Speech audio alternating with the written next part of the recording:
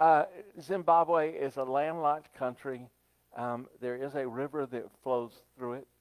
Um, but I had the opportunity to go to Zimbabwe for 2 weeks to do workshops. Um, I'm ready to go. It's also my Carol packed me so well picture. Uh, so just briefly, the yellow spot up top is Harare. Uh, just to your right is another little dot, which is Tafara. You will see some things for that. And that other circle down at the bottom is Gweru. Now, Gweru is a wonderful town, but it took us like almost a day and a half to get there.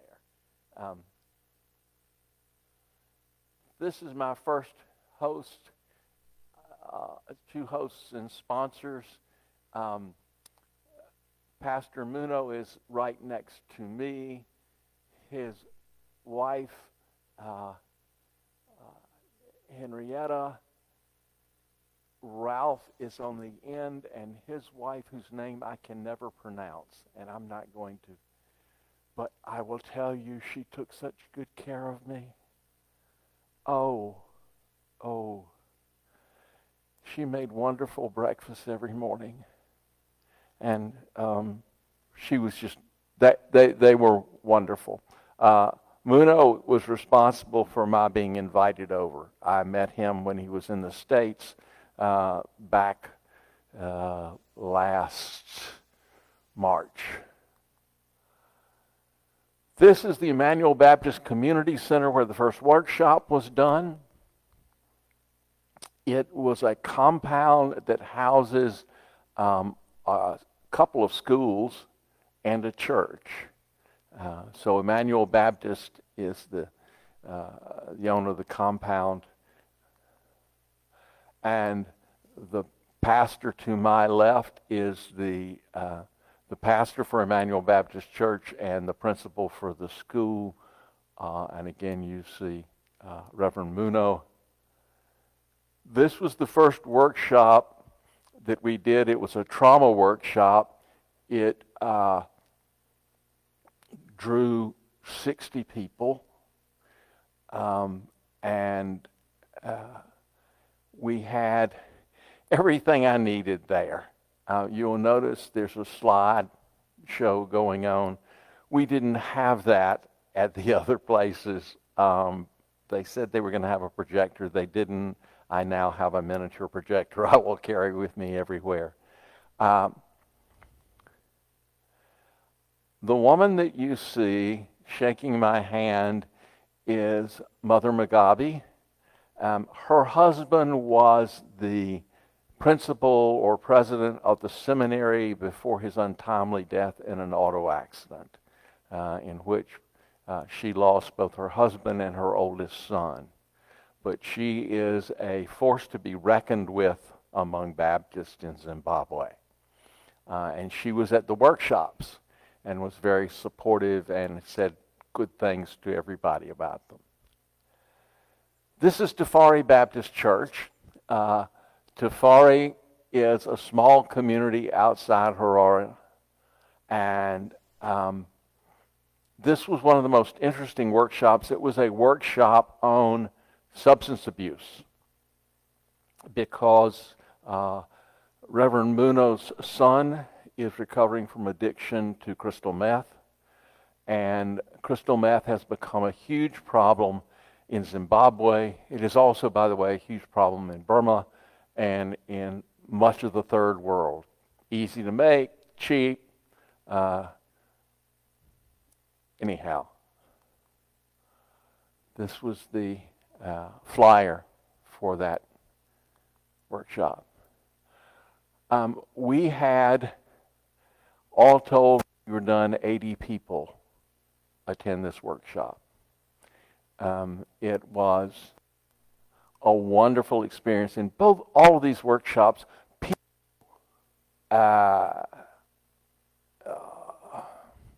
engaged.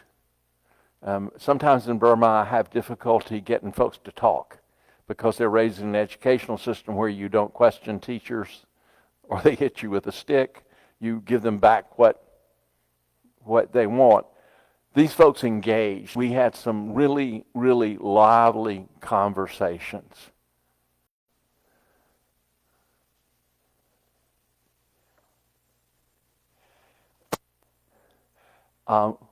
We're in, to bring you up, we're in Tafara, outside of Harare, at this workshop. So I took this picture through the gate of the church grounds at Tafara to show you the marketplace on the other side of the road.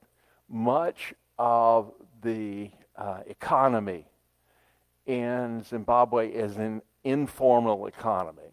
You have shops that do XYZ, but then you have folks who set up a little stand and they're doing XYZ over here. Technically, those are legal, but nobody's bothering them.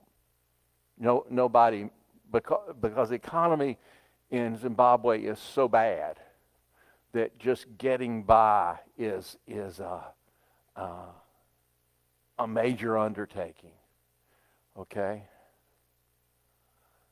These are the graduates of some of the graduates of the first workshop on trauma. Everybody wants to get their picture taken with the presenter. So often I stand there and 40 pictures get taken, which is really hard when I need to go to the restroom. But this is from the first workshop on trauma. And this is the steering committee. One of the beautiful things that came out of the workshop on substance abuse is by the time we were done, they had created a steering committee. I didn't do this. Actually, Reverend Muno did this because he has been so active in trying to work on this. This is a steering committee for community-based substance abuse treatment. This group came together and said, we will come together and look at how we will create a community-based approach, because these are not people who can afford to go into rehab.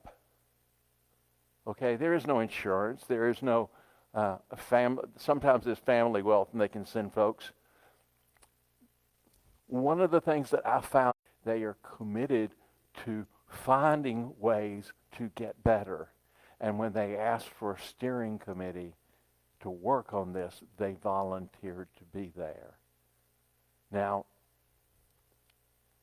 I find it remarkable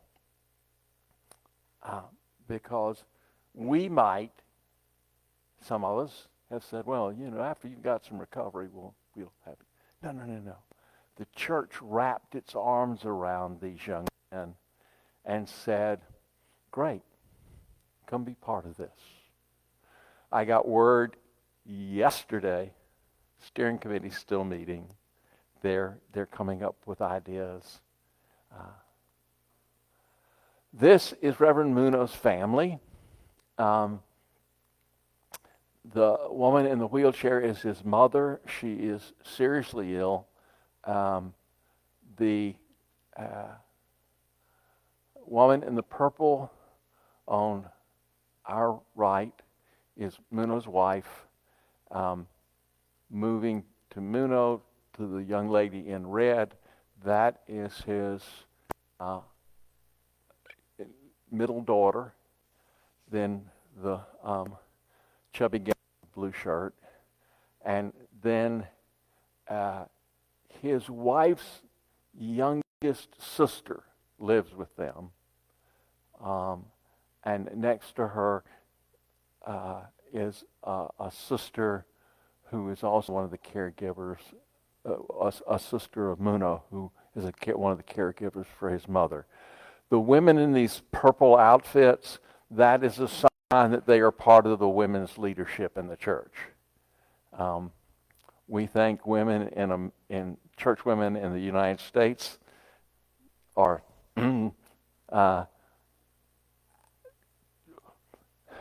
Joke, help me out here.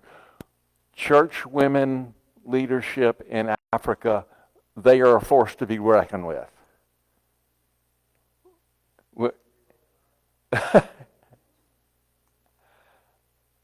This is me and Muno's mother. I would stop by every morning when we did the workshop, and she and I would pray together. This is Sylvia. Sylvia holds this place together. Sylvia cooked the meal that after worship, everybody had a meal. Okay, Sylvia cooked it. She is she has a pot there, and she's cooking ground nuts and peas. It's really nutritious, and it's actually really good. She is also a seminary student and runs a preschool. This is her preschool, and she runs that on a shoestring, but it is part of the church's community outreach. These are the church's leading ladies. One of the deacons to my left, again, Muno and his wife. You can't see it. The lady who is sitting, looking up, is playing a drum, playing a djembe. And folks, when they worship here, church service started at 11. I got into the pulpit at 12:30. They sang. They prayed. By the time I got up in the pulpit, I was ready and raring. This is dinner on the grounds. Food. This is sadza. Sadza is the brownish stuff. It is almost a paste. You can mold it in your hands, and you can either take your vegetables and mold it in there as well. I got to the place I really like sadza. I enjoyed eating it. My only difficulty is I don't mind eating with my hands, but I am left-handed. You do not eat with your left hand. Not in Burma, not in Zimbabwe. It's really rude. Okay? So every time I sat down at the table, I would take my left hand and stuff it into a pocket to remind myself that I had to be polite and eat properly. But the sadza was really good. These are mopan worms. Huh? Mopani, sorry. Mopani worms. They're harvested from a tree. They eat off these trees, and they're really good. I enjoyed them. Huh? Like cicada. I like cicadas too. These were not as crispy as cicadas. They were a little more chewy. But they were good. I enjoyed them. They were our snack on the road. I had quail eggs, which are very tiny. And this is the peas and ground nuts. And then we hit the road again. We were headed for Guerra. This is Great Zimbabwe. Great Zimbabwe is was a fortress in which the kings of Zimbabwe lived. It is, let me put it like this, it's quite a hike to the top of Great Zimbabwe. But it was wonderful. This is, I put this picture there to show you the height of some of the stones we were climbing up and around, okay? These are the steps going up into Great Zimbabwe. you will notice, and I will have some pictures to show you, how narrow these passageways are. Okay? This fortress was set up so that literally one person could guard the entryway to Great Zimbabwe.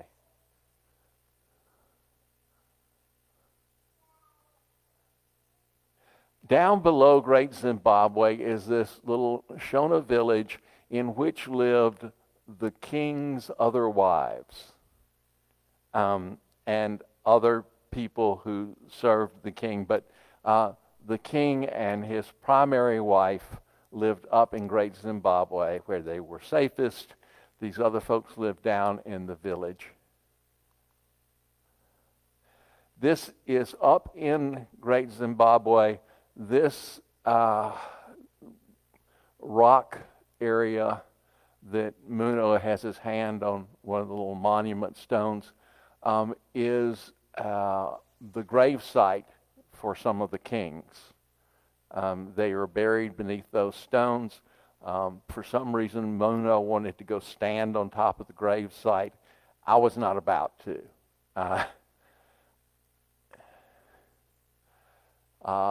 This is Mother Mugabe's house in Gweru, which is amazing, partially because the Southern Baptist, Conservative Baptist group that used to run the seminary had fired them, gave them 7 days to get out of the housing that they'd been provided. They bought a little, well, actually they rented a little piece of land with a little house on it, and over the years they built this house, which was beautiful. It had thatched roof, did not have a ceiling. So one of the nice things about that was that there was always light of some sort. Even at night you had some night light furnished by somebody's room down the way. They were still up or whatever. This is Prosper. Prosper's father worked on the farm attached to this house. He is in the 9th grade, I believe, and was just a delight. He gave me a tour of the farm and of the land. This is his sister Primrose. I loved it because they liked dogs. But one of Primrose's jobs was feeding the dogs, and the dogs ate scraps. This is the farmland around the house. This is how they take care of themselves. They go and they take the stuff from the farm to market, and so Mother Mugabe is able to assist the families. There are 2 families that live there, and their children, the couples live in smaller houses. The children live in the big house with her, and she's grandmother to everybody. This is the folks at the end of the workshop in Gweru. One of the things that I will say to you came out of the workshop in Gweru was a call that the seminary would establish a certificate of advanced study in trauma. So if you think about here, after you get a master's degree, you can get a certificate of advanced study. They have asked for that. The seminary has responded that they will do it, and they have asked me to help create the course work for it. It was a wonderful workshop, and again, we were in workshops with about 200 people total on this trip. And I put this here because once you have seen an African sunset, you will never forget it. And this was so moving to me.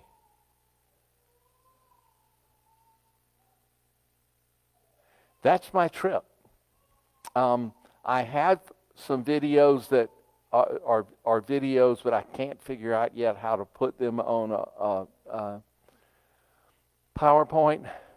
But I have to tell you, folks worship. I mean, these folks worship. They dance and they sing and they clap. And I look like an arthritic stork when I try to dance, but it really is an amazing experience to worship in an African church. Are there questions that anybody has about the trip or about anything? Yes? I guess what was the biggest difference between the way that they worship and besides maybe the duration? Besides the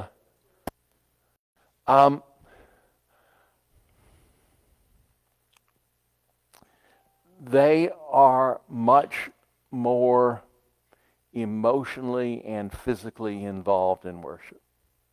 We can come to worship, and if we want to, we just sort of check out. We can do that. Folks there, they are on their feet much of the time, literally clapping, singing, dancing. They are involved. They are connected.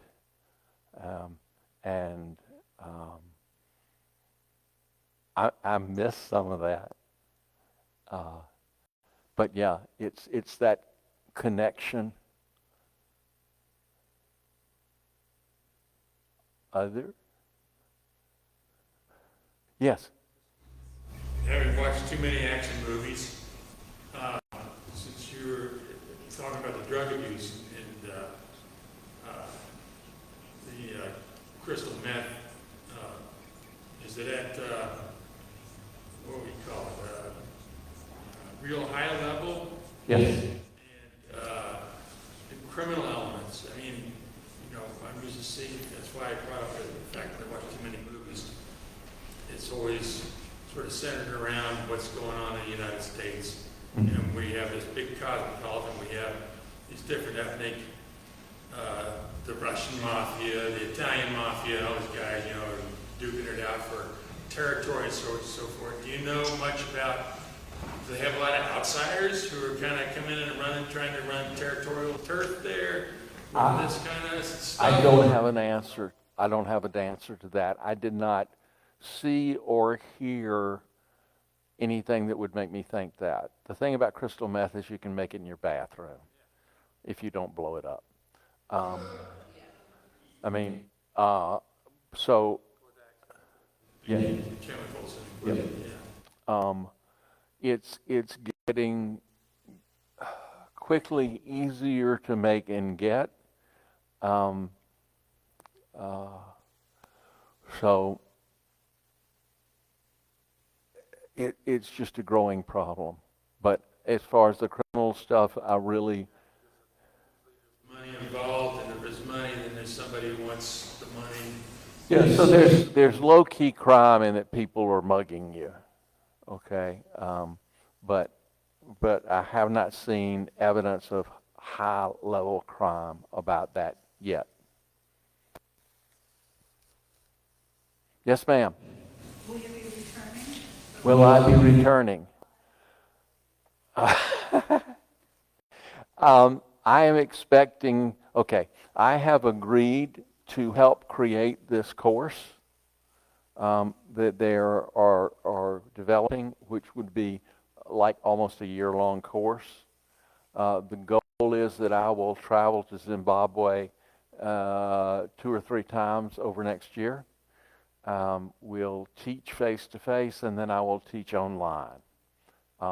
So my expectation, unless something blows up in my face, because I know the folks from seminary are meeting this week to start. When they create a course there, they have to clear it through the government. So they've got to do all this entanglement stuff. But the February is when I am expecting to go back for another 2 weeks. I'm sorry? This coming February. Yes. Yes. Well, that's September, October, November, December, January, 6 months. It will be hot. It will be very hot. Huh? And humid, yes. I will not try to climb Great Zimbabwe in that heat and humidity because it was fairly cool when we climbed it this time. However, I did not get to go to any of the animal reserves, but I'm planning to this next trip. Did I answer your question? Okay. Yeah, about when I was going back and yeah. I'm hoping to. Yeah, I'm hoping to be very involved, and then what I'm hoping is to take this course, and all the ownership for it will go to the seminary. I have no need to be anybody's great white hope, and I believe that people there need to own this. But I'm also happy to help to set it up. All of that being said, let's go eat. There is food out here in the hall. Please come and enjoy.